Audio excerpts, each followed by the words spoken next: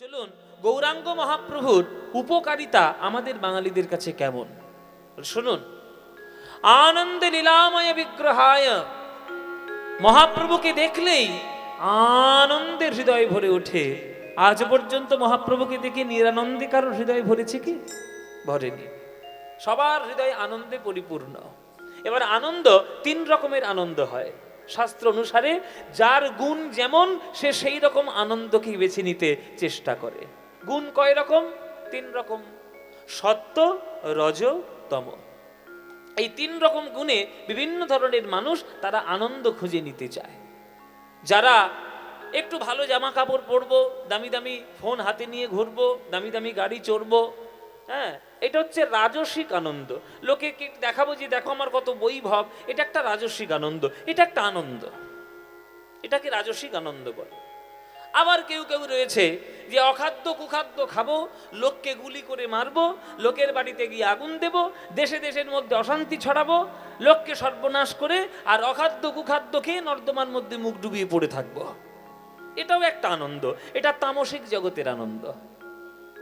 আবার একটা আনন্দ আছে যে সকালবেলায় উঠবো, ঈশ্বরের চরণে প্রণাম করব, তুলসী মন্দির প্রদক্ষিণ করব, একটু গীতা পাঠ করব, একটু ভাগবত পাঠ করব, একটু প্রসাদ তৈরি করে গোবিন্দের চরণে নিবেদন করে ভোগ আস্বাদন করব, ঈশ্বরের চরণে নিজেকে বিকিয়ে দেব।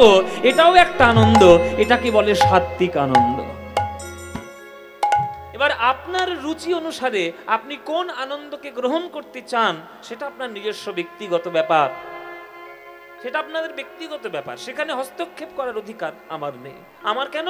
ভারতবর্ষের সংবিধানেরই নেই, কারণই নেই। আপনি কি করবেন আপনি বুঝে নিন, কিন্তু আপনাকে সঠিক পথে চালানোর জন্য নানান ধরনের শাস্ত্রের নির্দেশ বানিয়েছে। যদি মেনে চলতে পারেন ভালো, না মানলে গেল গেল গেল, তো কার কি এসে গেল। ভারতবর্ষ স্বাধীন হয়েছে 1947 সালে ইংরেজদের দখল মুক্ত করার জন্য। তার জন্য নানান ধরনের বলিদান আমাদের ভারতবাসীরা দিয়েছে। কিন্তু আজকের এই দিনটা দেখব বলে সেই স্বাধীনতা আমরা আশা করিনি, যে আমরা অশান্তি ছড়াবো, নিজেদের মধ্যেই কোন্দল শুরু করে দেব। এই দিনটার জন্য আমরা স্বাধীনতা চাইনি।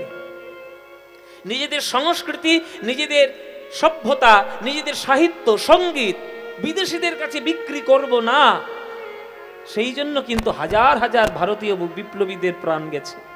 তাতে বাংলার বিপ্লবীরাও কম নেই। সেখানে যেমন ক্ষুদিরাম বসুও ছিল, তেমনি পাঞ্জাবের ভগৎ সিংও ছিল। হ্যাঁ, বাংলাতেও যেমন নানান ধরনের আন্দোলন হয়েছে, আবার ইংরেজদের অত্যাচারে জালিয়ানওয়ালাবাগে 1919 সালে হত্যাকাণ্ডও হয়েছে। নানান ধরনের অত্যাচার আমরা দেখেছি, কিন্তু এখনো পর্যন্ত আমরা সেই কুচিন্তা থেকে আমরা নিজেদেরকে স্বাধীন করতে পারিনি। সেই কুচিন্তা থেকে স্বাধীন করব বলে, নিজেদেরকে প্রেম সম্পত্তিতে ভাসাবো বলে প্রথম যদি কেউ বাংলায় স্বাধীনতা আন্দোলন করেন সেটা আমার গৌরাঙ্গ মহাপ্রভু। সেই গৌরাঙ্গ মহাপ্রভুকেই যদি আমরা কীর্তনে শ্রদ্ধা জানাতে না পারি তাহলে আমরা অকৃতজ্ঞ হয়ে যাব। তাই মায়েরা, বাবারা, আজকের যারা যারা কীর্তন শুনতে এসেছেন, যেখানেই ত্যাগ আর যেখানেই প্রেম, এই দুটো মূর্তিকে একত্রিত করে দেবেন, বাঙালিদের মনের কাছে দেখবেন সেখানে একটাই মূর্তি ধারণ করে দাঁড়িয়ে যাবে, সেটা আমার গৌরাঙ্গ মহাপ্রভু। গৌরাঙ্গ মহাপ্রভু ত্যাগ আর প্রেম দুটোকে এক করুন, দেখবেন গৌরাঙ্গ মহাপ্রভুর ছবি ভেসে উঠবে। আপনারা কি বুঝতে পারছেন? বুঝতে পেরেছেন মায়েরা কথাগুলো? আপনারা হয়তো অনেকে বুঝতে পারেননি, কিন্তু আপনাদের একটা জেলার লোক ছিল, তার নাম কাজী নজরুল ইসলাম। সে কিন্তু বুঝে গেছে, সে কিন্তু বুঝেছিল। সেই জন্য তার ইসলাম ধর্মে জন্ম না তিনি ইসলাম ধর্ম অবলম্বন করেছেন তার কিচ্ছু যায় আসে না। মনে তার ভাব উদয় হয়েছে, ত্যাগ প্রেমের রূপকে দেখার চেষ্টা করেছেন, তাই তিনি গৌরাঙ্গের বন্দনাও তিনি করেছেন। আপনারা সেই পশ্চিম বর্ধমানের মানুষ, আপনারা যদি এই মাটিতে জন্ম নিয়ে যদি কাজী নজরুল ইসলামের প্রেম সঙ্গীতকে না চিনতে পারলেন তাহলে আর হলোটা কি? জন্ম নিয়ে বৃথা হয়ে গেল। বাংলাকে চেনার চেষ্টা করুন, তাহলে দেখবেন অনেক শান্তি পাবেন। নজরুল ইসলাম বলছে যে হে গৌরাঙ্গ মহাপ্রভু, তুমি আমাদের ছেড়ে অনেকদিন আগে চলে গেছো। লোকে বলে নানান ধরনের কথা, কিন্তু আমি জানি তুমি আমায় ছেড়ে কখনো যাওনি। প্রকৃত যে ভালোবাসে সে কখনো ছেড়ে যেতে পারে না। সে দূর থেকে হলেও তার কল্যাণ চিন্তা করে। তাই গৌরাঙ্গ মহাপ্রভু হয়তো সশরীরে আমাদের মধ্যে নেই, কিন্তু কীর্তনের প্রেম স্বরূপ রূপে তিনি চিরকাল আমাদের মধ্যে আছেন, ছিলেন এবং চিরকাল তিনি থাকবেন। ওই জন্যে নজরুল ইসলাম মহাপ্রভুকে নিয়ে একটা গান লিখেছিলেন। এসব গানগুলো কেউ জানেই না, সে কেউ গায়ও না। দারুণ একটি গান, আপনারা যদি বলেন তাহলে 2 লাইন আপনাদেরকে একটু শোনাতে পারি। শোনাবো না? নজরুল ইসলামের গান, কিন্তু মহাপ্রভুর গান। কথাটাও লিখেছে নজরুল ইসলাম, সুরটাও দিয়েছে নজরুল ইসলাম। অপূর্ব গান, আপনারা মন দিয়ে শুনুন, দেখবেন কত তত্ত্ব, কত ভাব বুঝতে পারবেন। মোরা কাঁদব না, শুধু কথাগুলো আগে শুনে নিন, তারপরে সুরটা আনন্দ নেবেন। মোরা কাঁদব না, ওগো ও সচি দুলাল, তোমায় ডেকে ডেকে তুমি গেছো চলে, তোমার প্রেম গিয়েছো রেখে। যে আমাদের জন্য এত বিরাট বড় সম্পত্তি রেখে গেছে, তার জন্য আবার কাঁদবো কেন? কেউ চলে গেলে তো কাঁদবো, কিন্তু তিনি চলে তো যাননি, তিনি তো রয়েছেন আমাদের হৃদয়ে। তোমার অনুভব শক্তি নেই, তাই তুমি অনুভব করতে পারছো না সে আছে কি নেই। আমার অনুভব শক্তি রয়েছে, তাই আমি বুকের মধ্যে দেখছি আমার নিতাই গৌরাঙ্গ নিতাই আমার মনের মধ্যে রয়েছে। আমার বুকের মাঝে আমার গৌর হরি আছে। তোমরা চিনতে পারোনি, আমি চিনতে পেরেছি। কি অপূর্ব কথা। মোরা কাঁদব না, ওগো সচি দুলাল, তোমায় ডেকে ডেকে মোরা কাঁদব না, ওগো সচি দুলাল, তোমায় ডেকে ডেকে তুমি গেছো চলে, তোমার প্রেম গিয়েছো রেখে। প্রিয় তুমি গেছো চলে, তোমার প্রেম গিয়েছো রেখে, তাই কাঁদব না, ওগো সচি দুলাল, তোমায় ডেকে ডেকে তুমি গেছো চলে, তোমার প্রেম গিয়েছো রেখে। প্রিয় তুমি গেছো চলে, তোমার প্রেম গিয়েছো রেখে, তাই কাঁদব না। কোথায় পাবেন এ গান? কোথায় পাবেন? 14 পুরুষের ভাগ্য ভালো বাংলায় জন্ম নিয়েছেন। আপনার 14 পুরুষের ভাগ্য ভালো, চিনতে তো পারেননি, জন্ম নিয়েছেন 14 পুরুষের ভাগ্য ভালো। কি লিখছে দেখুন নজরুল ইসলাম, যে তুমি গেছো চলে, তোমার প্রেমটা তো গিয়েছে রেখে, তাহলে কাঁদবো কেন? শোনো গৌর হরি, বাংলার আমি যেখানে সেখানে ঘুরেছি, নানান জায়গার ভক্ত দর্শন করেছি, কিন্তু যেখানে ত্যাগ আর প্রেমের রূপ দেখেছি, আমার 2 নয়ন জুড়ে শুধু তোমার রূপ ভেসে এসেছে, আর কারোর রূপ আমি পাইনি। তাই পরের লাইনে লিখছিল অন্তরায়, ত্যাগ যেখানে প্রেম যেখানে তোমার মধু,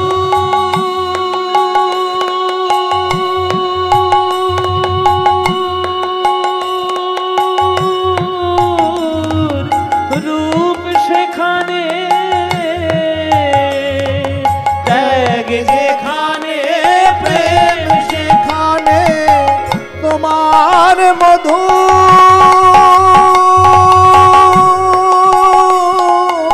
রূপ সেখানে, ওগো ত্যাগ যেখানে প্রেম যেখানে তোমার মধু,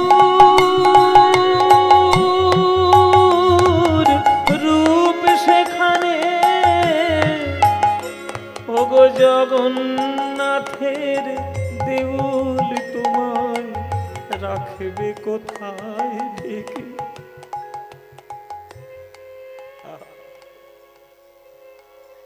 কে বলেছে তুমি চলে গেছো? তুমি জগন্নাথে বিলীন হয়েছো না তোমাকে বিলীন করে দেওয়া হয়েছে না সমুদ্রে কি হয়েছে না হয়েছে এত তর্কে আমি যাচ্ছি না। অত বিচার করার হৃদয় আমার নেই, অত পড়াশোনা আমার নেই। আমি শুধু একটা জিনিস দেখতে পাচ্ছি যে তোমার প্রেমের এত বড় বন্যা ধারা কি করে ক্ষমতা রয়েছে এই পুরীর মন্দিরের দেওয়ালের যে তোমাকে পুঁতে রাখার? এত বড় সম্পত্তি কার ক্ষমতা রয়েছে দেওয়ালের মধ্যে আবদ্ধ করে রাখার? আমি তো মানব না। কি সুন্দর লাইন! ত্যাগ যেখানে প্রেম যেখানে তোমার মধুর রূপ সেখানে জগন্নাথের দেউল তোমায় রাখবে কোথায় ঢেকে? তাই কাঁদবো না। জগন্নাথের দেউল তোমায় রাখবে কোথায় ঢেকে? ও জগন্নাথের দেউল তোমায় রাখবে কোথায় ঢেকে? তাই কাঁদবো না। ও গো শচীর দুলাল তোমায় ডেকে ডেকে তুমি গেছো চলে, তোমার প্রেম গিয়েছো রেখে। প্রিয় তুমি গেছো চলে, তোমার প্রেম গিয়েছো রেখে। তাই কাঁদবো না। হলো বৈরাগিনী ধরা তোমার চরণ ধুলি মেখে। আস্তে আস্তে আস্তে মায়েরা, তোমরা এতদিন ধরে কীর্তন শুনছো এই দুর্গাপুর মার্কনির এই আসরে। আমি এখানে অনেকবারই গান করে গেছি। এই যে তোমরা এতদিন ধরে কীর্তন শুনলে, তত্ত্বভত্ত তো অনেক মাথার মধ্যে ঢুকিয়েছে অনেকে, আবার নানান ধরনের তত্ত্ব কথা আবার বোঝা আসছে নানান রকম। এই যে তোমরা শুনছো গান, তোমরা বুদ্ধি করে বলো দেখি যে মহাপ্রভুর একটা শিষ্য আর মহাপ্রভুর একটা শিষ্যার নাম বলো, মানে ছাত্র আর ছাত্রী নাম বলো দেখি কে বলতে পারে। এতদিন তো কীর্তন শুনলে, এই যে ঘুর ঘুর করে কোথায় যাচ্ছ টোটো ধরতে? হ্যাঁ, সব বসে রয়েছে মন দিয়ে, তুমি টোটো ধরতে যাচ্ছ? শিষ্য আর শিষ্যার নাম কি বলো? হ্যাঁ বাবা শুনুন, ভাব দর্শনের দিক দিয়ে নজরুল ইসলাম বুঝতে পারলেন যে মহাপ্রভুর একটা শিষ্যও আছে, মহাপ্রভুর একটা শিষ্যাও আছে। বলে কই বাবা, আমরা তো কখনো দেখিনি, চৈতন্য ভাগবত চৈতন্য চরিতামৃত পড়ে এরকম খোঁজ তো পাইনি। তাহলে শোনো, তোমরা ভাবদের সময় বুঝতে পারছো না, ভাবের দৃষ্টি খোলো বুঝতে পারবে। কিরকম শোনো, হলো বৈরাগিনী ধরা তোমার চরণ ধুলি মেখে। এই যেখানে আজকে বসে কীর্তন শুনছো, এখানে ধুলো আছে নাকি? ধুলো আছে তো? ধুলো আছে মায়েরা। পৃথিবীর কোন একটা দেশ আমাকে দেখাতে পারবে যে দেশে ধুলো বলে কিছু নেই? সব জায়গায় একটু না একটু কোথাও না কোথাও ধুলো রয়েছে। সে আমেরিকাতেও আছে, লন্ডনেও আছে, বাংলাতেও আছে, জাপানেও আছে, রাশিয়াতেও আছে, কোনো না কোনো অংশে ধুলো আছে। ভাগবতের একটা শ্লোক, নৈষাং মতিস্তবতর ক্রমাং হেং স্পৃশ্যতন্নিয়পগম যদর্থ মহিয়সাং পাদরজ হোভিষেকং নিষ্কিঞ্চনানং নঃ প্রণীত যাবত। শ্রীমদ্ ভাগবত বলছে এই শ্লোকটির বাংলা ব্যাখ্যা করেছে নরোত্তম দাস ঠাকুর। নরোত্তম দাস ঠাকুর কি বলছে? ভক্ত পদ ধুলি আর ভক্ত পদ জল, ভক্ত ভুক্ত শেষ এই তিন মহাবল। বৈষ্ণবের পদ ধুলি তাহে মোর স্নান কেলি, বৈষ্ণবের নামেতে উল্লাস তর্পণ মোর। বৈষ্ণবের নাম বিচার করয়ে মনে, ভক্তি রস আস্বাদনে মধ্যস্থ শ্রী ভাগবত পুরাণ। মধ্যস্থ শ্রী ভাগবত পুরাণ। আপনি এমন কোন দেশ দেখাতে পারবেন না যেখানে ধুলো নেই। আর নরোত্তম দাস ঠাকুর বলছে, হৃদয়ের মধ্যে যদি ভক্ত পদধূলি আশ্রয় করতে না পারো, তাহলে হৃদয়ে কোনোদিন ভক্তির উদয় হবেই না, ভক্তির উদয়ই হবে না। তাহলে সারা পৃথিবীটাই যখন ধুলোয় ভরা, তাহলে মহাপ্রভুর কৃপা ধন্য হয়েছে সমগ্র ধরণীটাই। তাই পৃথিবীটাই হচ্ছে মহাপ্রভুর শিষ্যা ছাত্রী। আর ছাত্র কোনটা? বলে ওই দেখো আকাশ। আকাশ, আকাশ হচ্ছে মহাপ্রভুর ছাত্র। বলে কিরকম করে? বলে দেখো মহাপ্রভুর বদন কমলে যেমন তিলকের দাগ পরে মহাপ্রভুর বদন হয়েছে উজ্জ্বল, তেমনি সেই ভাব দর্শন করে আকাশ আজকে চাঁদকে নিজের তিলক বানিয়ে মহাপ্রভুর মুখটিকে যেন রিপ্রেজেন্ট করছে জগতের মাঝে। তাই আকাশ হলো মহাপ্রভুর শিষ্য।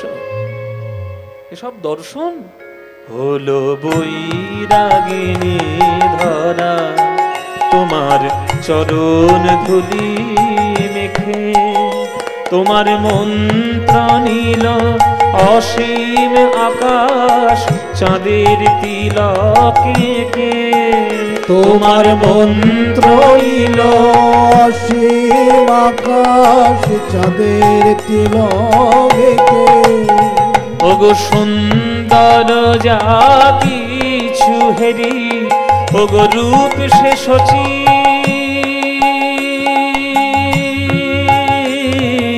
নন্দনেরি সুন্দর যা কিছু হেরি, ওগো রূপ সে শচী, নন্দনেরি তোমার ডাক শুনি যে আজ হৃদয় পুরীর সাগর থেকে, তোমার ডাক শুনি যে আজ হৃদয় পুরীর সাগর থেকে, তাই কাঁদব না ওগো শচী দুলাল, তোমায় ডেকে ডেকে তুমি গেছো চলে, তোমার প্রেম গিয়েছো রেখে। নিতাই গৌর হরি বল হরি বল। তুমি গেছো চলে, তোমার প্রেম গিয়েছো রেখে, তাই কাঁদব না, তাই কাঁদব না, তাই কাঁদব না।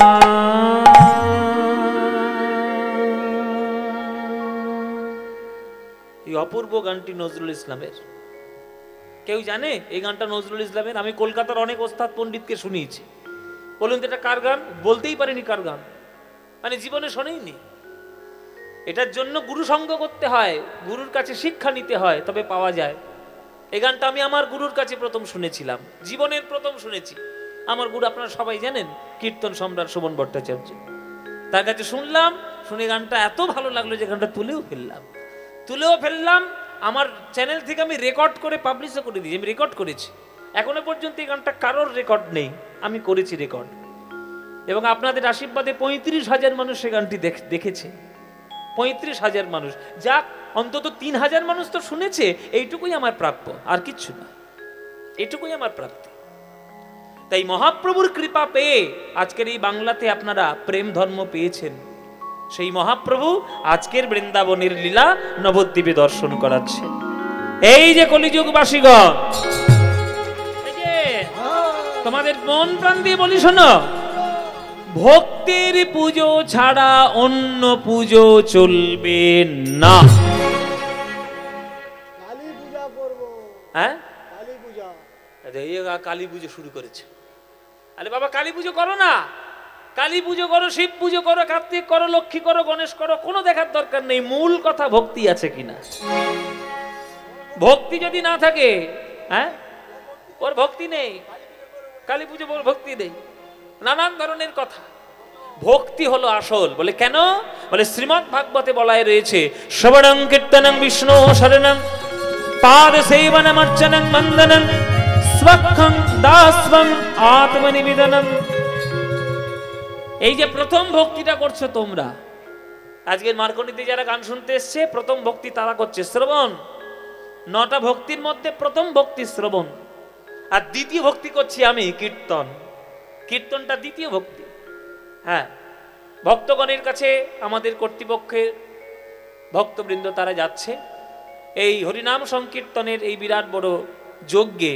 আপনাদের কাছ থেকে যা যতটুকু সামর্থ্য আপনাদের কাছ থেকে তারা ভিক্ষা গ্রহণ করবে, আপনাদের যতটুকু সামর্থ্য যার যেমন সামর্থ্য প্রাণ ভরে সেই কীর্তনে দান দেবেন। নিতাই গৌর প্রেমানন্দে হরিবোল।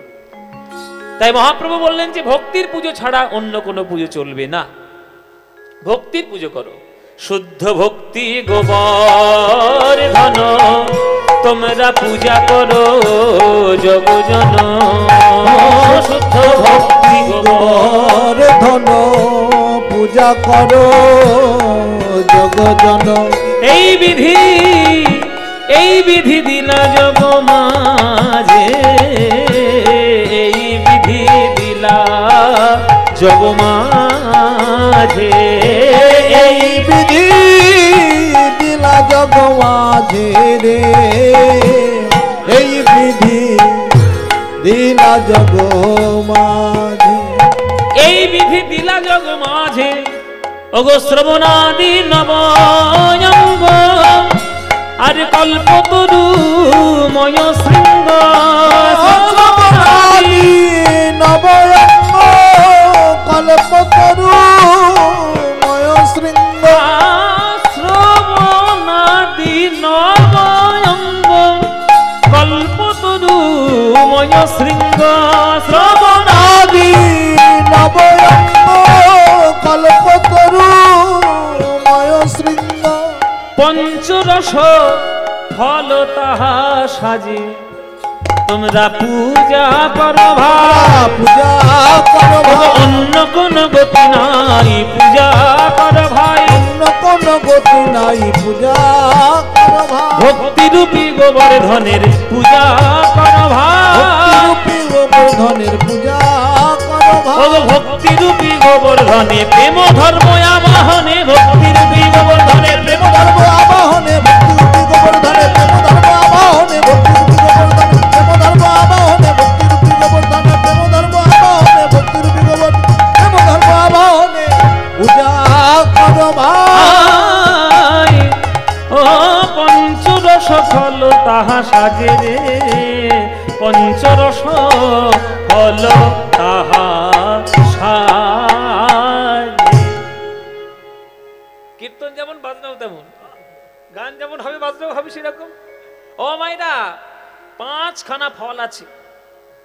আপনারা এখানে যারা বয়স্ক মানুষ আছে তারা জানবেন, এই বাচ্চাগুলো এরা সব জানেন, এরা সব ভুলে গেছে, এরা এদের পাইনি।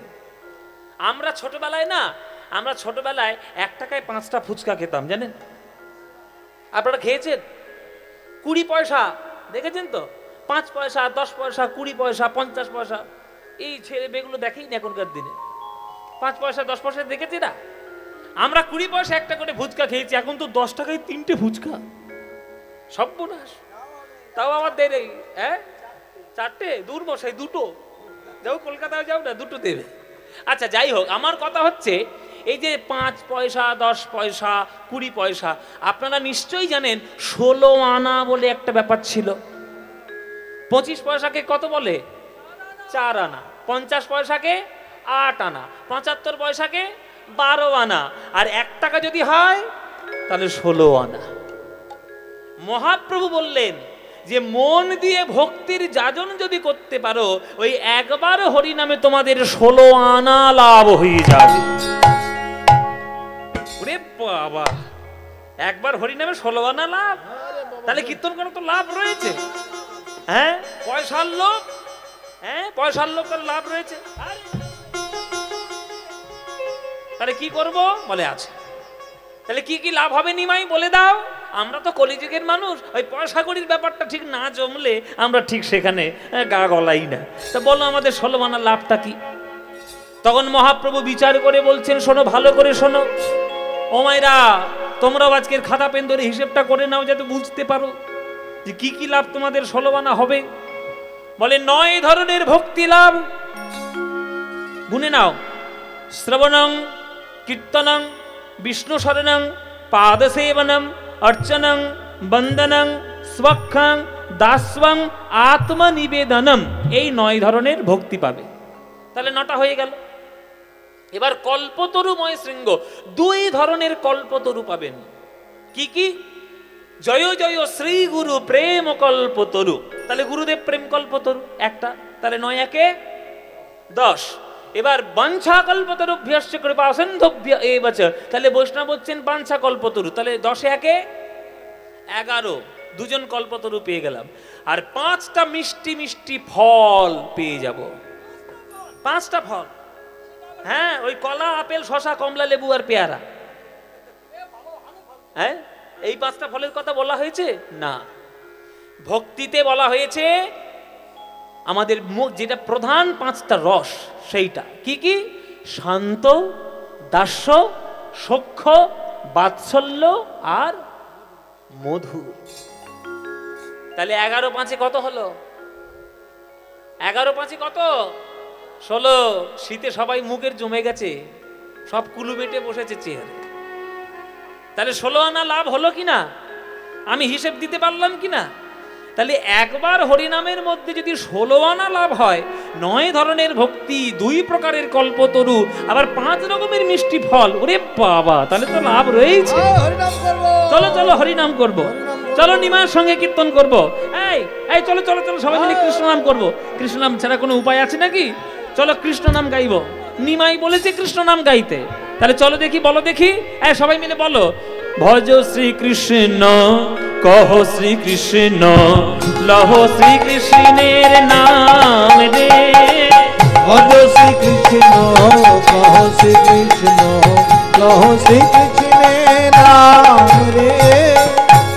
আচ্ছা, এই গানটা আমার আপনাদের পারমিশন ছাড়াই গিয়ে ধরে ফেললাম, গাইবো না বন্ধ করে দেবো? হ্যাঁ, বন্ধ, গাইবো? ভালো লাগে। তোমরা গাইবে না আমার সঙ্গে? এই গান ভালো লাগে, শুনতে লাগে মায়েরা? তাহলে ভজ ভজ শ্রীকৃষ্ণ কহ শ্রীকৃষ্ণ, এ তো ভালো প্রাণের গান, তাই না? এই গান আপনাদের যাদের যাদের ভালো লাগে না, উলুধ্বনি দাও, জোরে জোরে উলুধ্বনি।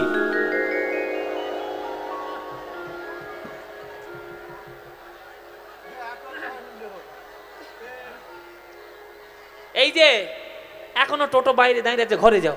আরে সিরিয়াল দেখে এসেছে, সিরিয়াল। কি বললাম আর কি করলো দেখো, 7 কাণ্ড রামায়ণ পড়ে সীতারামের মাসি। কি বলেছি আমি? আমি বলেছি যাদের ভাল লাগে না তারা উলুধ্বনি, উলুধ্বনি দিচ্ছে।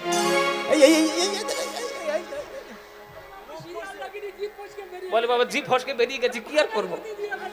আচ্ছা, ভাবের গতি যখন দিয়ে ফেলেছি, এবার শুধরে নাও। এইবার যারা যারা ভালোবাসো, এইবার উলুধ্বনিটা তারাই দাও দেখি। না, হ্যাঁ ভালোবাসে, ভালোবাসে না, ভুল করে দিয়ে ফেলেছে, কি করবে?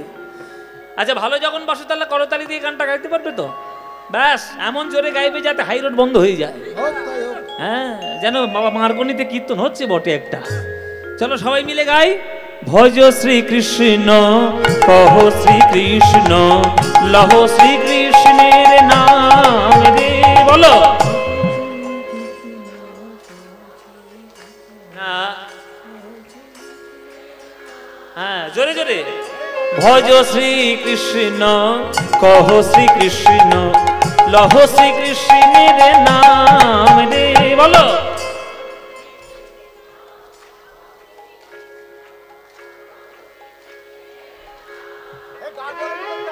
যে জনা শ্রীকৃষ্ণ ভজে, সে হয় আমার প্রাণ রে। যে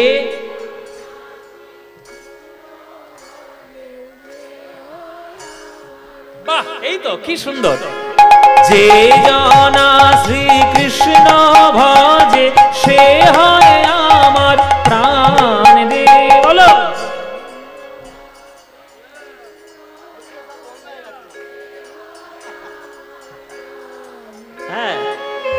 প্রভাত কালে হা শ্রীকৃষ্ণ, যে বলে একবার রে। প্রভাত কালে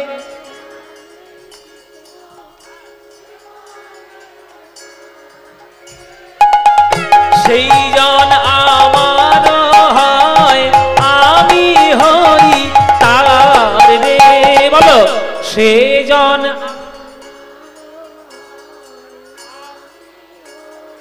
হ্যাঁ খুব সুন্দর। এবার হাত তুলে সবাই, ভজ শ্রীকৃষ্ণ কহ শ্রী কৃষ্ণ, লহ শ্রী কৃষ্ণের নাম রে ভজ শ্রী কৃষ্ণ কহ শ্রী কৃষ্ণ কহ শ্রী কৃষ্ণের নাম রে আহা যে জনা শ্রীকৃষ্ণ ভজে উলুধ্বনি হায় আমার প্রাণ রে যে জনা শ্রী কৃষ্ণ ভজে সে হয় আমার প্রাণ রে ভজ শ্রীকৃষ্ণ কহ শ্রীকৃষ্ণ লহ শ্রীকৃষ্ণের নাম রে ভজ শ্রী কৃষ্ণ কহ শ্রী কৃষ্ণ নিতাই গৌর হরি হরি।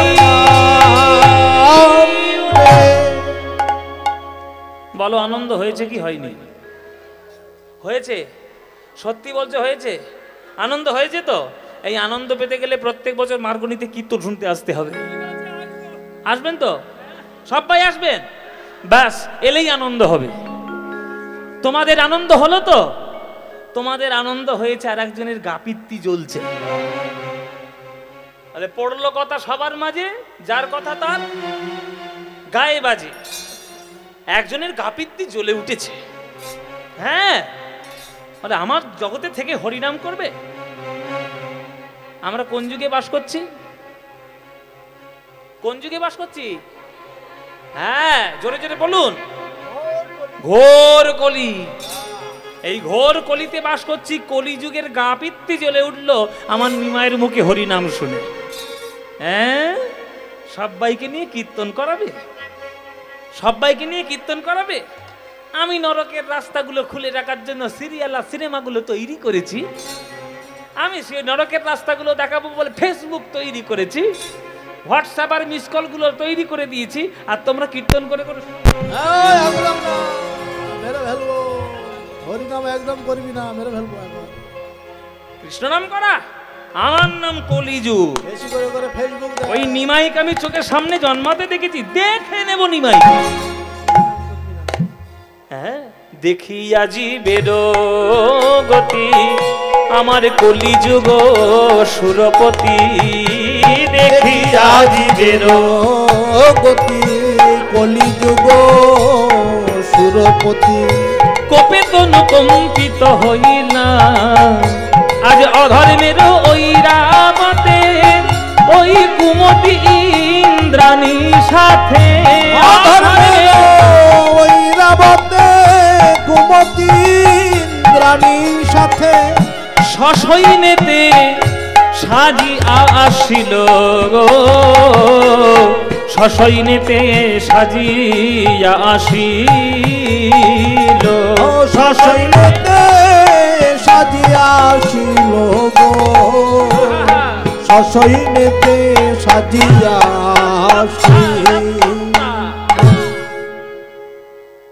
কলিযুগে বাস করবে তুমি, মিস কল মারবে না? কলিযুগে বাস করবে তুমি, ওই ফেসবুক আর সিরিয়াল দেখবে না? কে আপন আর কে পর, গীতা এলএলবি, অনুরাগের ছোঁয়া, সব দেখবে, ফুলকি সব তৈরি করে রেখেছি নরককে নিয়ে যাওয়ার জন্য। বৌমার খাবারে বিষ মাখাবো কি করে, শাশুড়ির গলা টিপে মারবো কি করে, আর নায়ককে ধরে ধরে চারটে করে বিয়ে দেবো কি করে। সব নরকের রাস্তা ও সব আমি তৈরি করে রেখে দিয়েছি। ওই সব দেখবে না, হরি হরি করবে। দেখ, হরিনাম করবি না, মেরে ফেলবো। হরিনাম করবি না। কি মাইরা রাগ হবে কি না? কলিযুগ ছুটে আসছে নিমার সঙ্গে যুদ্ধ করবে বলে, তাই কলিযুগ শুরু করলো তার নিজের অস্ত্র প্রয়োগ। কিরকম? শোনো, আমার হাতে 6টা বড় বড় অস্ত্র আছে। এই অস্ত্রগুলো যদি আমি মারি, কারোর ক্ষমতা নেই ওইটা রক্ষা করার। বাবা পরমাণু বোমা তুলেছে, সর্বনাশ। হ্যাঁ, এ কি হিরোশিমা নাগাসাকি পেয়েছে নাকি? বলে পরমাণু বোমা আছে, মারবো ধুম করে। অস্ত্র, কলিযুগের অস্ত্র কি? কাম মেঘ বরিশনে ক্রোধ বজ্র নিক্ষেপনে। কাম মেঘ বরিশনে ক্রোধ বজ্র নিক্ষেপনে। লোকের হইল বড় ডর রে, লোভ মোহ শিলাঘাতে আর মাদ সরে যাবি ঝঞ্ঝাবাতে।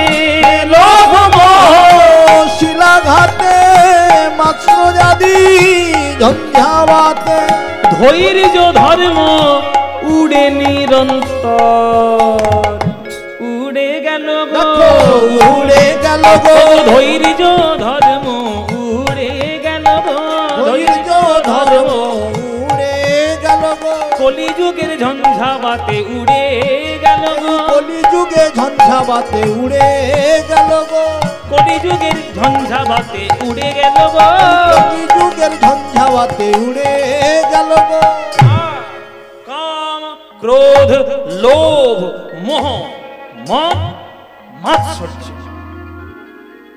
বিরাট বড় অস্ত্র, পরমাণুর থেকেও ভয়ঙ্কর। আরে পরমাণু তো শুধু দুটো শহরকে নষ্ট করেছে, হিরোশিমা আর নাগাসাকি।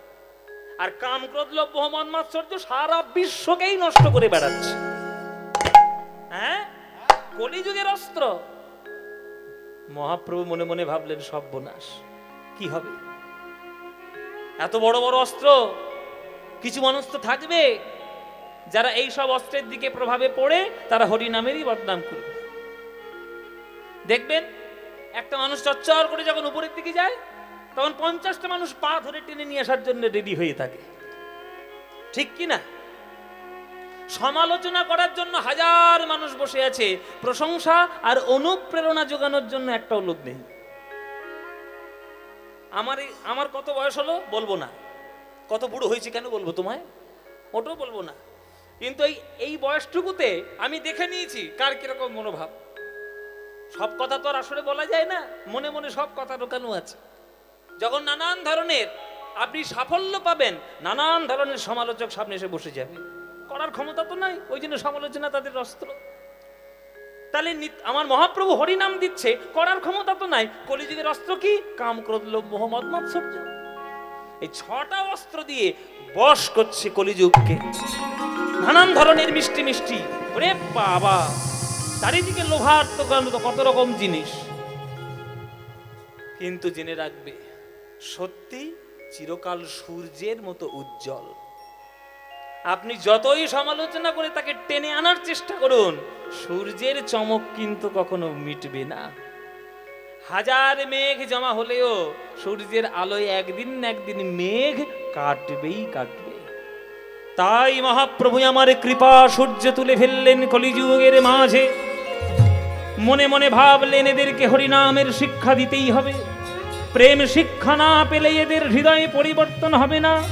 আর তার জন্য যদি আমাকে নিজে আত্মবলিদানে দিতে হয়, আমাকে তাও দিতে হবে। তাই মায়ের কথা না ভেবে, স্ত্রীর কথা না ভেবে মাত্র 24 বছর বয়সে সন্ন্যাস হয়ে চলে গেল আমার গৌর। যে আমি যতক্ষণ না ঘর থেকে বেরোবো এরা ততক্ষণ বুঝতে পারবে না যে আমি এদের জন্য কি রত্ন নিয়ে এসেছি। গোলক বৈকুণ্ঠের প্রেম সম্পত্তি নিয়ে এদের হাতে ধরে পায়ে পড়ে প্রদান করেছি।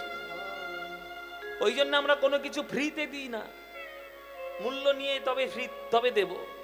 কেননা মূল্য না নিয়ে গৌরাঙ্গ মহাপ্রভু অনেককে অনেক কিছু দিয়েছে, মূল্য তার কেউ দেয়নি। বিনামূল্যে প্রেম রত্ন দিতে গেছিল নিত্যানন্দ, কপালটা তারই ফেটেছে। বিনামূল্যে হরিনাম সংকীর্তন করতে গেছিল হরিদাস, 22টা বাজারের বেত্রাঘাত তাকে সহ্য করতে হয়েছে। তাই মহাপ্রভু বললেন যে আমি যতক্ষণ না নিজের আত্মবলিদান দেব এরা বুঝবে না যে এদের জন্য কি নিয়ে এসেছি। তাই 24 বছর বয়সের যেই মাঘ মাস, তাহার শুক্ল পক্ষে প্রভু করিলেন সন্ন্যাস। সন্ন্যাস হয়ে যখন চলে গেল, নিজেকে যে আত্মবলিদান দিলেন যখন, তখন বুঝতে পারল, কলিযুগ বুঝিল কি রত্ন আমরা হারিয়ে ফেলেছি নদীয়ার থেকে। তখন পাথরে মাথা ঠুকে কাঁদেছে নিমাই নিমাই গৌর গৌর বলে।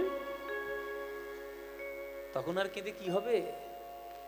ভালো মানুষটা সামনে থাকলে আগে থেকে তাকে সম্মান দেওয়ার চেষ্টা করো। হারিয়ে গেলে মূর্তি বানিয়ে গলায় হার জড়িয়ে দিয়ে নিজের মাহাত্ম্য প্রচার চেষ্টা করো না। যখন সামনে থাকবে ভালো জিনিসটাকে গ্রহণ করে নাও। নবদ্বীপের বাসী তাই হয়েছিল। কত সমালোচনা নিমাইকে শুনতে হয়েছে। আর যেই নিমাই ঘর ছেড়ে বেরিয়ে গেছে তখন পাথরে মাথা ঠুকে ঠুকে মরছে, নিমাই কেন তুমি আমাদের ছেড়ে চলে গেলে? তখন ভজ গৌরাঙ্গের নাম সেই দিন থেকে কলিযুগ নবদ্বীপ থেকে পেয়ে আজ হাজার হাজার মানুষ কাঁদছে গৌর বলে। ভজ গৌরাঙ্গ কহ গৌরাঙ্গ লহ গৌরাঙ্গের নাম রে। ভজ গৌরাঙ্গ নিতাই গৌর হরি বল গৌর হরি লহ গৌরাঙ্গে নাম রে।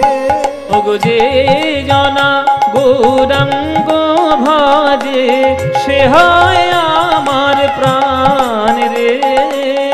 যে জানা গৌরাঙ্গ ভজে সে হয় আমার প্রাণ রে। ওগো দিন গেলে হাগো রঙ্গ যে বলে একবার রে। দিন গেলে হাগো গৌরাঙ্গ যে বলে একবার রে। ওগো সেই জন আমার হয় আর আমি হই তার রে। সেই জন আমার হয় আর আমি হই তার রে। আহা ভজ গৌরাঙ্গ কহ গৌরাঙ্গ লহ গৌরাঙ্গে উলুধ্বনি মায়েরা। ভজ গৌরাঙ্গ কহ গৌরাঙ্গের নাম রে। ভজ গৌরাঙ্গ কহ গৌরাঙ্গ লহ গৌরাঙ্গের নাম রে। যখন কলিযুগ দেখলো যে গৌরাঙ্গ মহাপ্রভু আত্মবলিদান দিয়েছেন, সেই আত্মবলিদানে সকল ভক্তগণ শুধু গৌরী গৌরী বলছেন, আর কোন কলিযুগের প্রভাব তার মধ্যে নাই, শুধু লোকের মধ্যে গৌরী প্রেমের বন্যা বয়ে যাচ্ছে। তখন কলিযুগে গিয়েও আজ গৌরাঙ্গের পায়ে ধরেছে।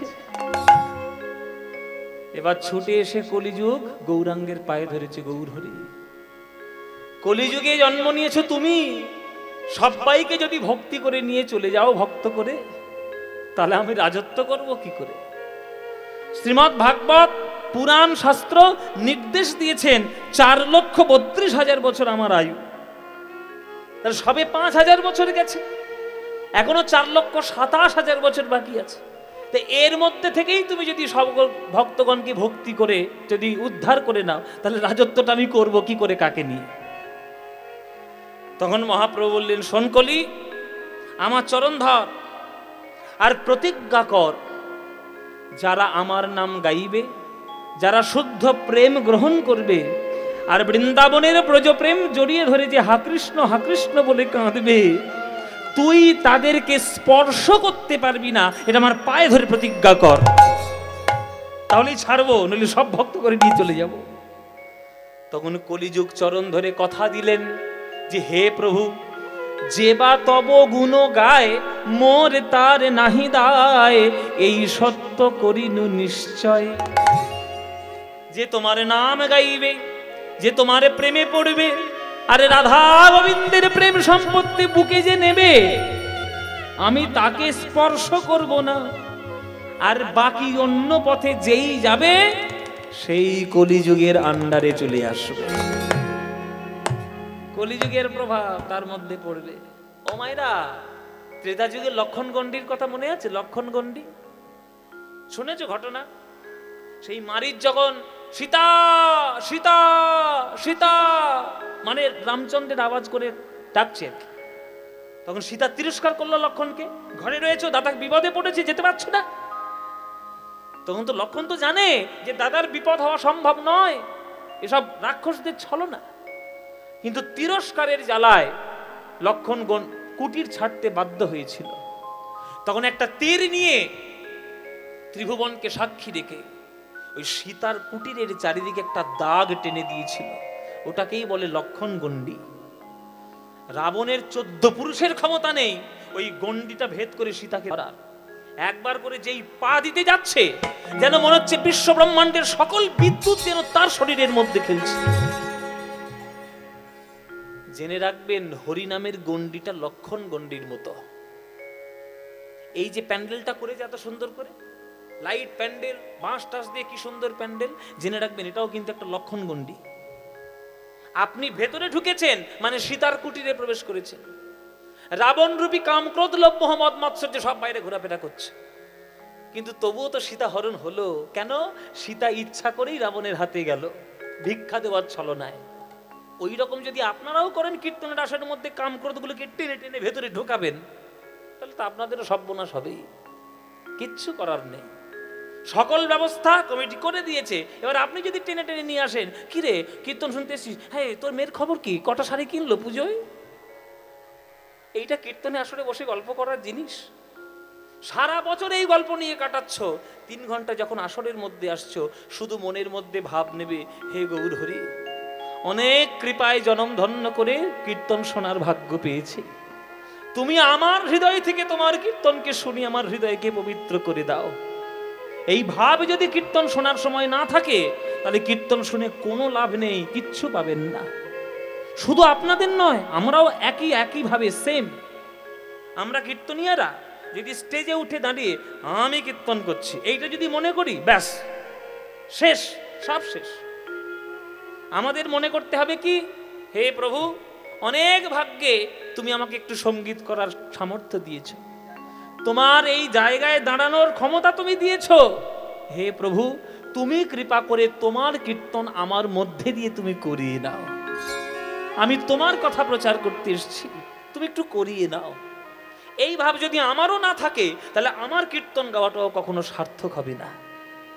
এই ভাব আমরা রাখি না বলে আজকের কীর্তন হাজার হাজার হচ্ছে, কিন্তু তবু অমঙ্গল ছড়িয়ে পড়ছে। কেন? এই কারণে সব করছেন, কিন্তু 1 কলসি দুধে ওই 1 ফোঁটা চোনা ফেলে দিচ্ছেন, তাই কীর্তন শুনেও কোনো মঙ্গল হচ্ছে না। কীর্তনটা এখন এন্টারটেনমেন্ট হয়ে গেছে, এখন সাধনার বস্তুই নেই। হৃদয়কে পবিত্র করব সেটা নেই, ওই জন্যই এই দশা। যদি সেইটার প্রভাব মুক্ত করে যেদিন সঠিকভাবে ভক্ত হয়ে কীর্তন শুনতে আসরে বসবেন, সেদিন চোখে জলও আসবে, সেদিন হৃদয়ের মধ্যে প্রেমও হবে, আর গৌর হরির কৃপা তুমি প্রাণে ভরে গ্রহণ করতে পারবে। তারে প্রভু দয়া কইল, তারে ধন্য বলি নাম দিল।